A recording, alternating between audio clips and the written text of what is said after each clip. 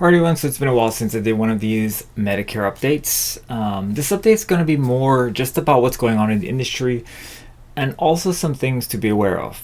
First, one of my clients sent me this wonderful article here. It says that hidden audits reveal millions in overcharges by Medicare Advantage plans. I've talked about this in multiple videos where the Office of Inspector General, which is pretty much the government's auditing arm for these Medicare Advantage plans, have found that many services that were normally approved through Medicare, Part A and Part B, are being automatically declined, or if they are declined, they are found to be, when appealed and taken to court, overturned because the service should be provided, which can cause delay of care. And there's tons of articles as well we did on where doctors unfortunately have had to work with the insurance companies to get things covered. I talked a little bit I think a couple weeks back about how Medicare Advantage plans will justify that, saying that it's physicians who are over billing and over requesting services that are unnecessary in order to make money. And that's what the physicians are doing, and the insurance companies are in place to prevent that from happening. So multiple point of views, right? In this article, and I'll link it in the description below, it is quite interesting, I guess, how many overpayments there were. What's unfortunate though is that I believe it said somewhere in here that the fines that these insurance companies would be charged is about $680 million. Now, to you and me, that's a lot of money.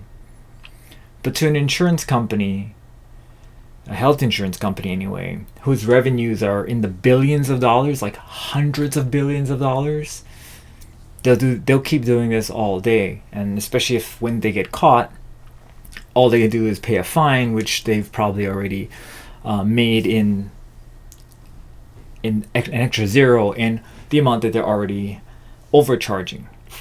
Not saying that that's good. I'm just saying that to large insurance companies, it's a cost of business. Okay, so now take back the second one.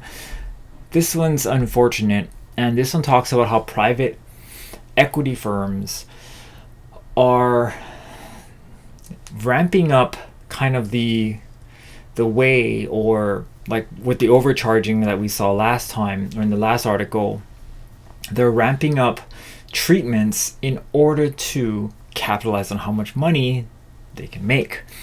In this one, for lower income families whose children are enrolled in Medicaid, dental benefits are provided by the state. By the states in lieu, it's pretty much the state provides Medicaid, and then all Medicaid plans in most states are managed by private companies. Now, the private companies are insurance companies, which are being bought up by private equity firms, because private equity firms kind of can see that there is a large profit margin and there's a large space between what the insurance companies and dentists could be making and what they are making, and they see this gap here as a point of capitalization.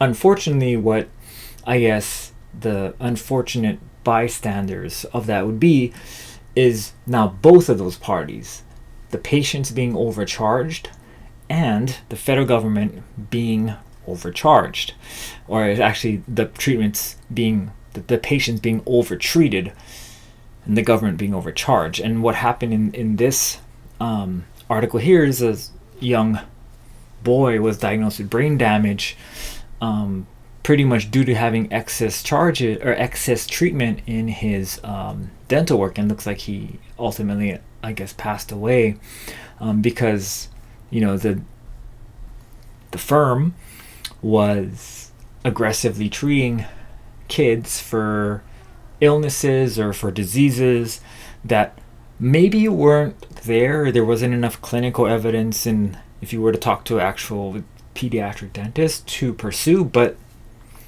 it's what the mandate or the company's policy was, or whatever it is.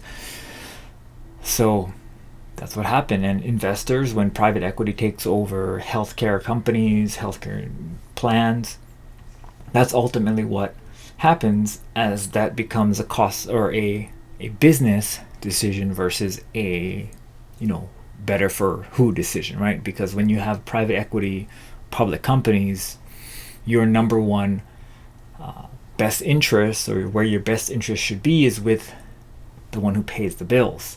And that's how the publicly traded and private equity markets work.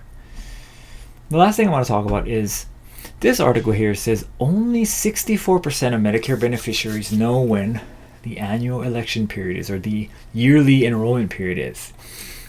And just about half actually change. About 45% don't even review their coverage. Now, I'm hoping that most of you folks who are watching this, or who are my clients, understand that if you have a Medicare supplement plan, now is the worst time to look at your Medicare supplement plan to try and see if there's a cheaper one out there, or if it's time to review. We can do that after annual election period, because right now, people who are on Part C, the Medicare Advantage stuff that we've been talking about this past 2 articles, or privately run health plans, those people who are trying to get off that program are applying for the Medicare supplement plans, which increases the amount of delay and kind of workload that those companies has. So now is the worst time for Medicare supplement to Medicare supplement, unless you live in a birthday state, California, Nevada, Oregon, and there's a few bunch with other kind of rules. But if you're not part of those states, now's not a good time. But it is a good time to review your prescription drug plan. Now, I have a video on this website, or on this my YouTube channel, to guide you on how to do that. Or you can, of course, reach out to me and I can give you some assistance on picking a Part D drug plan. It's relatively easy based on the drugs that you currently have, and the plan in the future that would save you the most money. With that said, I have to disclaimer here that I don't represent all the plans in all the counties of all the states. So if you do contact me, I can only talk about the plans that I do represent, which isn't all of the millions of plans that are available. So just shooting that out there. Additionally, for those of you folks who are on Medicare, on any kind of insurance, actually, if you're looking for your mom and wondering what's going on, there are 2 different websites that I like to use more recently now. And because my screens are not helping me out, Cost Plus Drugs. Cost Plus Drugs is run by Mark Cuban. Basically, how it works is he tells you exactly how much it costs to get the medication, manufacturing cost. They charge a 15% markup from the manufacturing cost to Cost Plus Drugs fees. The pharmacy has a pharmacy fee, packaging, I guess, of the medication, and there's a shipping fee. So as you can see, it can add up. But if you were to look at how much the drugs would cost, for example, this imatinib is $39 plus, or actually $39 in total, because that $39 includes these 3 here, and then of course you have to pay for shipping. Sometimes if you have multiple drugs, you can ship them all at the same time. That's good as well. Again, I don't in any way receive any compensation from Cost Plus Drugs or this next one that I'm going to show you. Well, to wrap up Cost Plus Drugs, if you are, because it requires a prescription to be sent to them, they process everything. The best thing to do is to have your like maintenance medication, like lisinopril, albendazole, minotab, mesalamine, the medication that you take every day. Those medications sent here because it's easier, right? But if you have a pharmacy you like to go to and you want to find the best price and it's easier that way, the other one I have been using recently is Single Care. And Single Care we used to be my number 2 pick. It was GoodRx and then Single Care, but GoodRx actually, for whatever reason, their prices haven't been as good as Single Care. I'll see, look, this one right here. If you go to Costco, see, so we look at this drug. Let's see the 400. So 400 milligram 30 count. 400 milligram 30 count. If we're in Hawaii, this thing's $133 $134 from Costco. That's with the coupon card. So here's one, and I guess this is why it's up here as Cost Plus Drugs #1 thing, because it is pricey. And there you go. Look at Walmart. This thing is $5,000. Oh, there we go. So it's about, Safeway is $120, Costco is $135, Walgreens is $150. So for this one medication, which is apparently a specialty drug, it's very expensive. Oh, the one that's used for leukemia and soft tissue sarcoma. So it's a pretty intensive medication, but it looks like you can get it at Cost Plus Drugs for really inexpensive. If you need a 90-day supply, you can get it for $100, whereas a 30-day supply will run you, again, that's quite impressive, but will run you $120, $135, $134 there. Let's do something where I know it's not as crazy. Let's check out Lisinopril.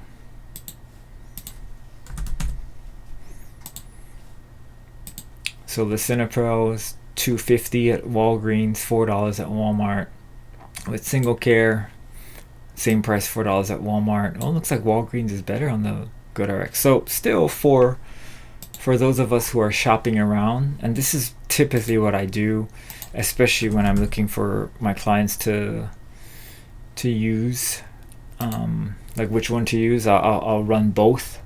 Sometimes I'll run another one. Let's see, what did I run? 10.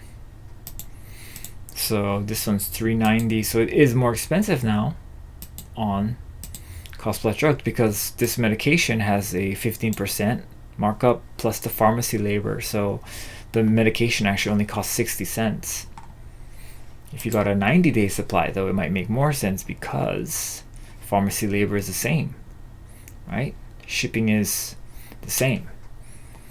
Whereas if we boosted these up to a 90 count,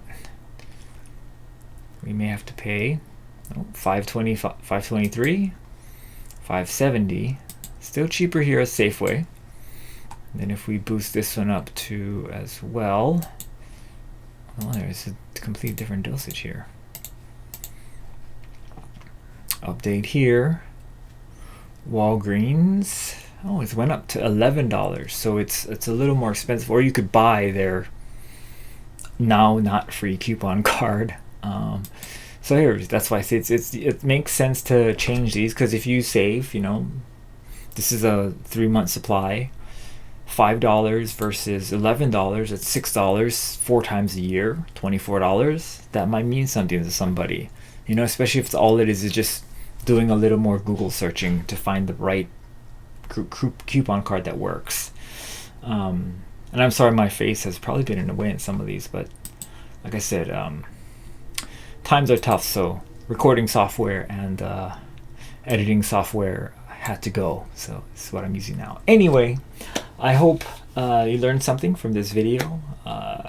I'll keep doing more of these Medicare things as more of you want me to comment on some of these things, helping save money, figure out what's going on with Medicare.